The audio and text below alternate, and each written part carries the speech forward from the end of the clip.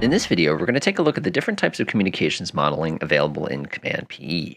Now keep in mind, any type of communications disruption or jamming that you're going to be doing has to be enabled in the Scenario Features settings. So if I were to go up to Editor and go down here and go ahead and click Scenario Features and Settings, I need to make sure both communications disruption and jamming is available. Keep in mind, if we only want to worry about disruption, we can activate this option. If we only want to worry about jamming, we can just activate this option. Another type of communication disruption I'm going to be mindful of is communications between submarines. In the event that this checkbox is activated, a submarine will automatically lose communication once it dips below its ability to send out communication, usually snorkel height or on the surface. In this case, we've enabled those two. We can now experiment with them. So there's a number of different ways in which communications can be disrupted. A unit that is disrupted communication does not have the ability to pass information to or from other units nearby.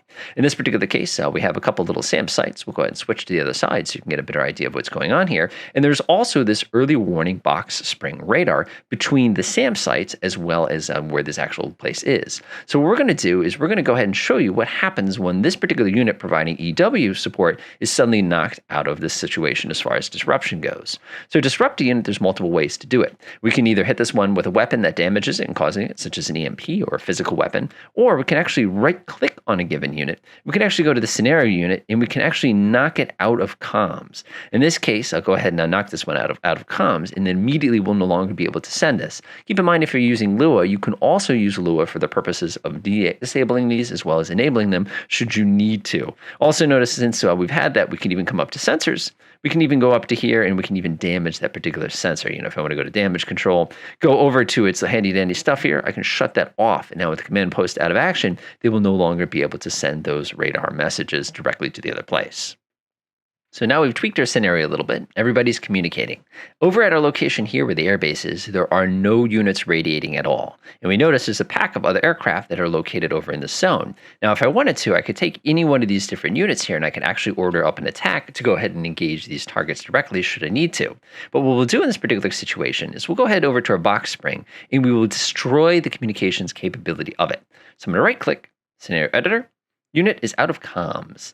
And now what will happen is, since this was the only unit doing any sort of observations, you're going to notice that all these aircraft now drop completely out of the observed situation because it is no longer sending signals back to its regular base.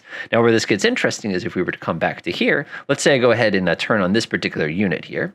Flip this one to the on position. Unfortunately, it cannot see those aircraft because there's a mountain in the way. It would now be able to reacquire them and actually send the communications messages back. So what we've done here is we've actually restored this one back to communication, and now it is able to observe these aircraft and send signals back up to this airbase here. Now let's go ahead and mix things up. Now what would happen if instead of using our disruption as if we damaged it, what if we tried to do some communications jamming instead? So what we've done here is we've grabbed ourselves a Hermes 900 UAV, which is equipped with comms jamming technology. So what we're going to do with this is we're going to go ahead and let it orbit without any sort of jamming going on at all. You'll notice if we switch sides, our radar, which is on board, identifies the comms jammer as well as all those other units. So what we're going to do now is we're going to activate the comms jamming. So I'm going to grab my Hermes 900. I'm going to go and activate OECM.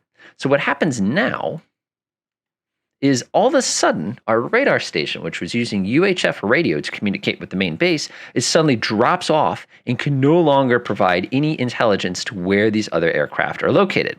Likewise, if we were in a situation where we were trying to engage these targets, we'd no longer be able to identify where friend or foe is because all the aircraft located in this area would also drop off. The good news with comms jamming is there is no friendly fire. So in this case, my Flight 440 here is completely unaffected by the jamming done by the Hermes 900. Comms jamming is very powerful, and keep in mind you cannot jam the comms of a unit that does not have comms. So in this particular case, if I had a little bunker and it had no specific comms listed under the comms option, we would not be able to do anything with it. In this case, you can see we have some unsecured radio as well as a SATCOM. We couldn't jam either of those if they didn't actually exist, meaning they wouldn't accidentally drop back off. So what I'm going to do now is I'm going to actually disable the comms jamming. I'll switch back to the other side, and you can see that in a few moments they'll be able to reestablish communication, and now they're able to provide updated information to those new units that they detected.